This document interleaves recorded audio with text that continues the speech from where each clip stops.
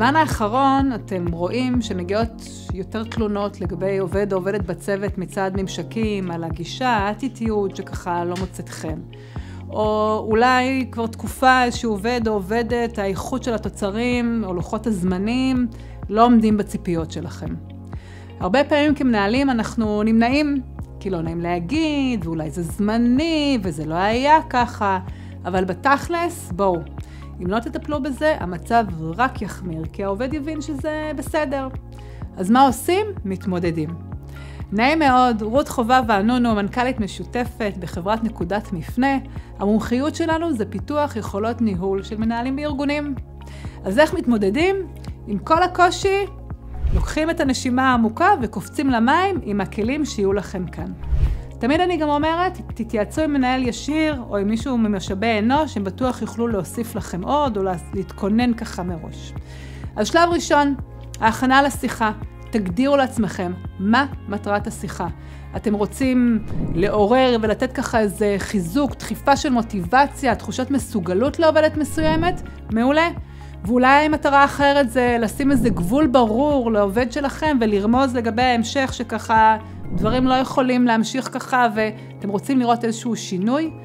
מה אתם רוצים שיקרה בעקבות השיחה? תרשמו לעצמכם. עוד להכנה, תכינו שאלות פתוחות. היתרון של שאלות פתוחות זה שהעובדים כבר יגידו דברים שאתם חשבתם להגיד להם. ואז הם גם חוסכים לכם, וגם בעצמם מבינים את הדברים אחרת. זה כמו איזה רנטגן למחשבות שלהם, השאלות האלה. אני תכף גם אתן לכם כמה דוגמאות. נקודה שלישית, תכינו מסרים מרכזיים שאתם רוצים להעביר. כלומר, אם שעה אחרי השיחה אני תופסת אותם במסדרון ושואלת, תגידו, מה המסר המרכזי שקיבלתם מהמנהל שלכם עכשיו? הם ידעו להגיד בדיוק את מה שאתם כיוונתם אליו.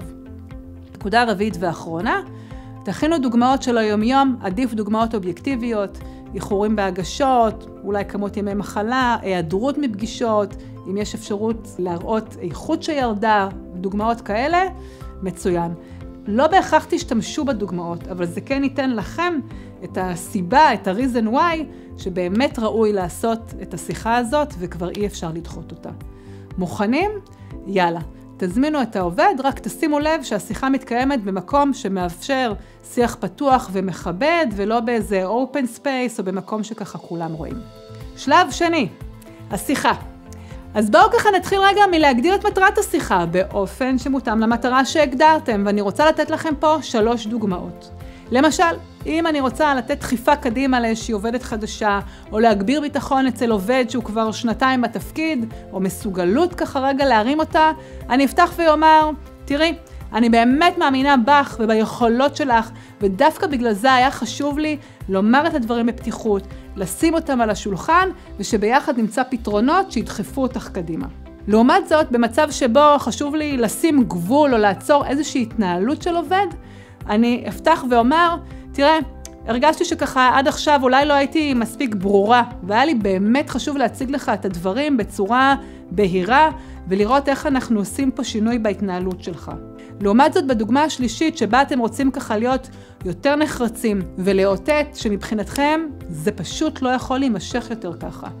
אז אתם יכולים לפתוח ולומר, תראה, דיברנו על זה כבר כמה פעמים בפי-עין, וגם בהערכה לפני חצי שנה, דברים לא מתקדמים ולא זזים, ובאמת היה לי חשוב עוד פעם לחדד את הפער בין הציפיות שלי לבין המצב בפועל, כי זה כבר לא יכול להימשך ככה, ואנחנו חייבים למצוא פתרון ובזמן הקרוב. אוקיי, פתחתם? צ'ק. מכאן נעבור לשאלות. אז עכשיו אנחנו רוצים לשמוע אותם, איך הם רואים את המצב. שאלות אפשריות. חשוב לי לשמוע ממך, איך את רואה את המצב, את התפקוד שלך, בפרויקט, מול הצוות או מול לקוח מסוים.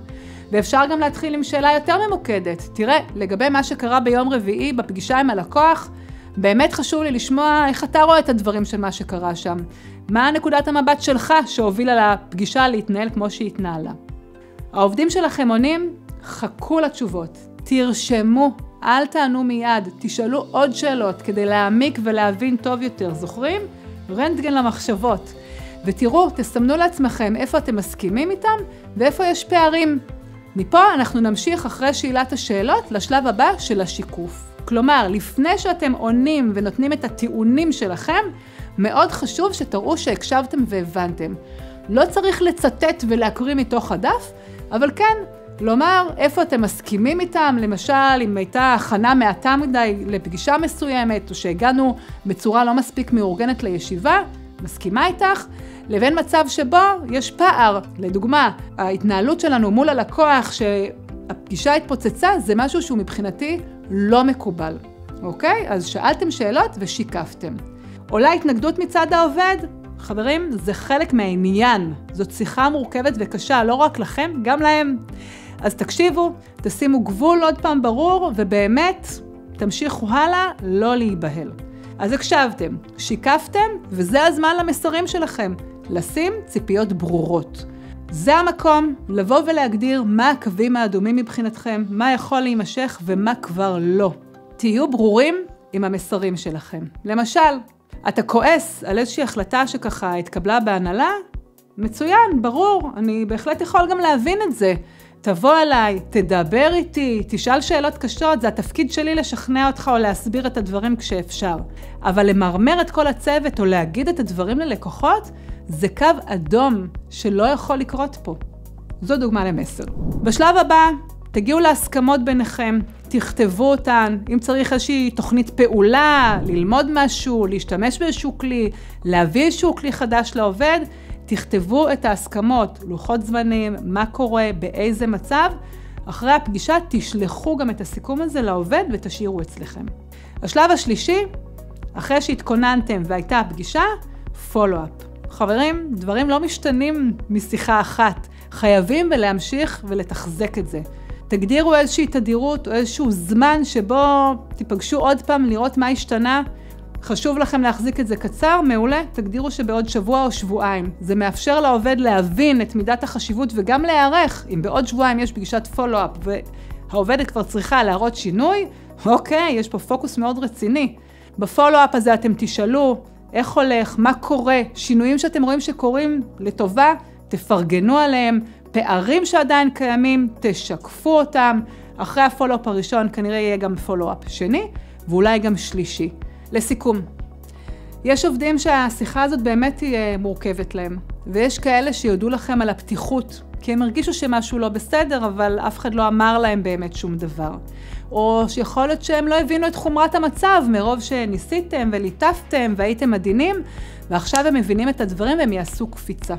שיחה מכבדת באמת יכולה להוביל גם למקומות טובים. זה לא תמיד עובד ככה, אם נהיה כנים, אבל לפחות אתם יודעים שאתם את חלקכם עשיתם ונתתם הזדמנות אמיתית, שיקפתם את הדברים וגם הצעתם עזרה. אז שיהיה בהצלחה ולכו על זה.